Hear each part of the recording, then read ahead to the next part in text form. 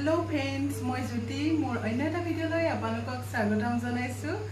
আজি মোৰ পাকঘৰলৈ আহক। সদায়নো কণীয়েদি কিমান দম বনাম, আজি মই বেলেগ এটা ষ্টাইলত বনাম। আপোনালোকে চাই থাকক ভিডিওটো মোৰ সম্পূৰ্ণকৈ।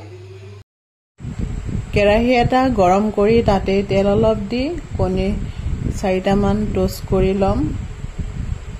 আৰু আজি ৰেচিপিটো মই এনেকৈ বনাম। এতিয়া উল্টা সাইডে লুটিয়াই দিছো আৰু এটো ভাতৰ লগত বা ৰুটিৰ লগত খাবলৈ বহুতেই সোৱাদযুক্ত। এতিয়া কেৰাহীটোত পিয়াজখিনি দি ললো। পিয়াজখিনি মই ৰুকনিৰে মিহিকে ৰুকি লৈছো কাৰণ তেতিয়া বেছি টেষ্টি হয় খাবলৈ। মাংসৰ নিচিনা সোৱাদ এটা আহে। তাতে প্ৰথমে হালধি অলপ দি লৈছো,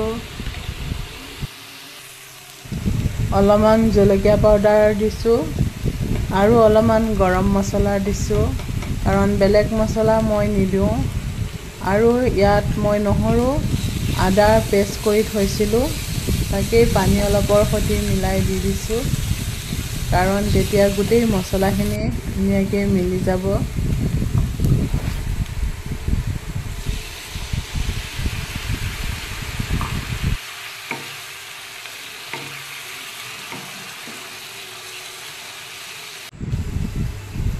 আৰু অলপমান নিমখ দিছো আন্দাজ মতে। আকৌ অলপ পানী দি ধুনীয়াকৈ মিলাই ললো।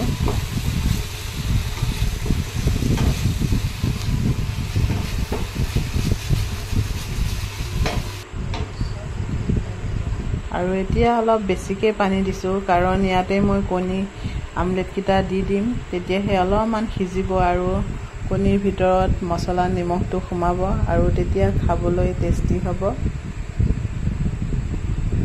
মই 5টা টোষ্ট বনাইছিলো, এতিয়া গোটেই কিটা দি এবাৰ লুটিয়াই দিম 2টা সাইডে, তেতিয়া মছলাবিলাক লাগি যাব আৰু খাবলৈ যে ইমানেই টেষ্টি। মাংস নহলেও হয়, মাংসৰ নিচিনা সোৱাদ এটা আহে।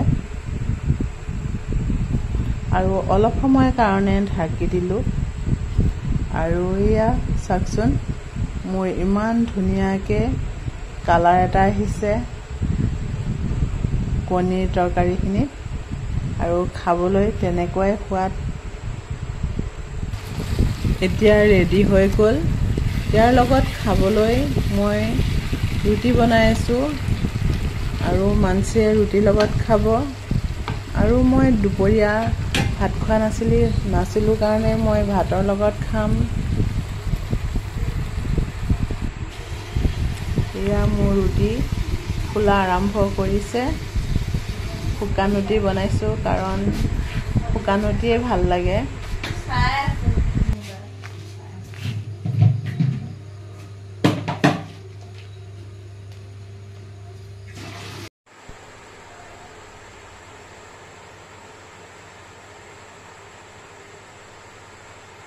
খাবলৈ বহুতে টেষ্টি হৈছে।